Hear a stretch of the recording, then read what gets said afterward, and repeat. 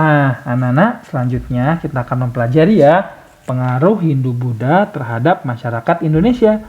Pengaruhnya ada 7, dari bidang agama, bidang politik atau pemerintahan, bidang sosial, bidang arsitektur, bidang seni rupa atau lukis, bidang bahasa, dan bidang sastra. Tujuan pembelajaran kita akan menjelaskan pengaruh Hindu-Buddha terhadap masyarakat yang ada di Indonesia. Kita akan bahas pertama, yaitu tentang pengaruh di bidang agama. Sebelum Hindu-Buddha masuk ke Indonesia, kepercayaan yang dianut di Indonesia adalah animisme dan dinanisme. Tapi setelah Hindu-Buddha masuk ke Indonesia, kepercayaan ini tidak ditinggalkan begitu saja, tetapi telah terjadi percampuran atau alkulturasi di antara keduanya. Hal ini dilihat dari segi pemujaan dewa-dewa dan roh nenek moyang. Yang kedua adalah bidang politik. Sebelum Hindu-Buddha masuk ke Indonesia, masyarakat Indonesia masih terdiri atas kelompok-kelompok yang dipimpin oleh kepala suku. Tetapi setelah Hindu-Buddha datang ke Indonesia, kepala suku pun digantikan oleh raja yang dianggap sebagai keturunan dari dewa yang memiliki kekuatan suci dan hampa. Yang selanjutnya ada bidang sosial.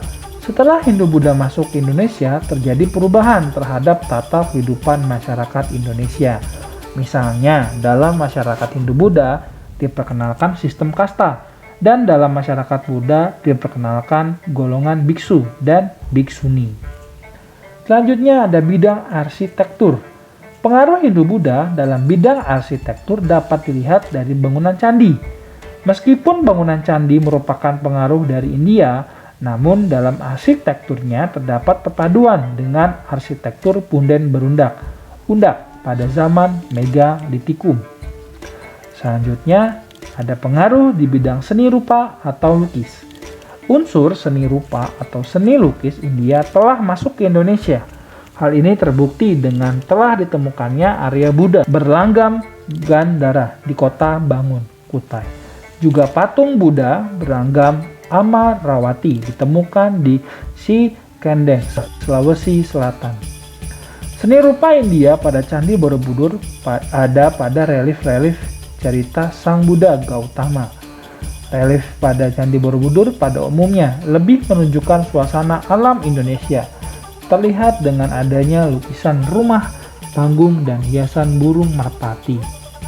Selanjutnya adalah dari bidang bahasa. Kerajaan-kerajaan Hindu-Buddha di Indonesia meninggalkan beberapa prasasti besar berhuruf Pallava dan berbahasa Sanskerta.